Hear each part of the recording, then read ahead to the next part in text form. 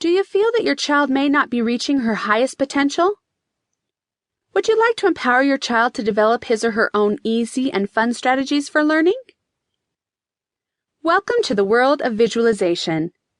This book describes what it is, how you use it, and what it can do for you if you learn to use it well. Visualization is easy to learn. We all have the rudiments of it and already are visualizing to some degree, even the youngest of children. Children are naturally curious, and they want to learn and explore. As toddlers, they're enthusiastic and love learning. Just watch a 2-year-old getting into everything in the cupboard, pulling things apart, laughing, questioning. He's having a good time. But what happens when this youngster begins the formalized process of school? Why do so many eventually dislike and even resent school? What might you do as a parent or teacher to help bring the spark back into learning, while also helping to reinforce skills in problem-solving, reasoning, and personal growth? Let's take reading as an example. Reading is one of the most critical skills necessary for lifetime learning and success. Most young children love to be read to. They look forward to the bedtime ritual of their parents reading them their favorite stories each night. Copies of Goodnight Moon and Curious George are worn out because children fall in love with the characters and the theme. "Read it again, Mommy! Read it again, Daddy!" is echoed from household to household. Today, though, too many children struggle in the process of learning to read on their own, although they still love to be read to. What is happening here? Good readers report they often see movies in their heads when reading. That is, they visualize the story as it unfolds. Sometimes they see themselves in the story. Children who don't like to read rarely experience seeing movies, imagining the story, or seeing themselves within it. When a child says that reading is boring, trust him, it is.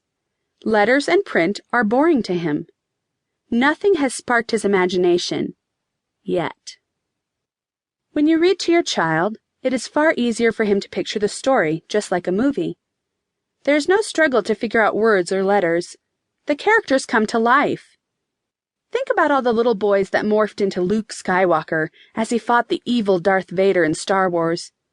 Or in Harry Potter, when boys imagined being Harry, and girls Hermione, with their magical powers.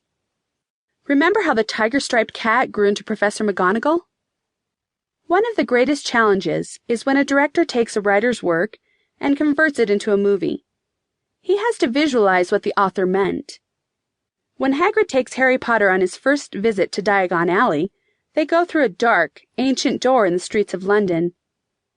Harry and Hagrid step back into times past, into what is a pub. Exiting the pub, Hagrid enters an enclosed brick way.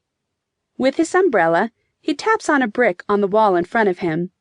It magically pulls apart, and Harry and Hagrid step into a whole new world. Bats, owls, goblins, magic wands, and wondrous broomsticks.